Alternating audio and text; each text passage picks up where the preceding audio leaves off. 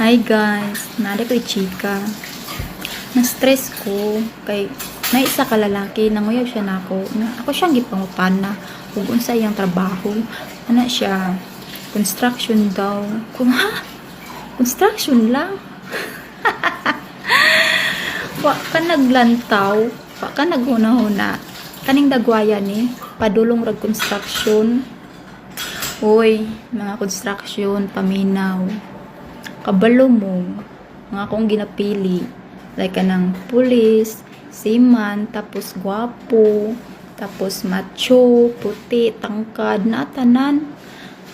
Ang sarap man ang construction pod. Uy, nga ultimo ra. Uy, di jud na ko deserve.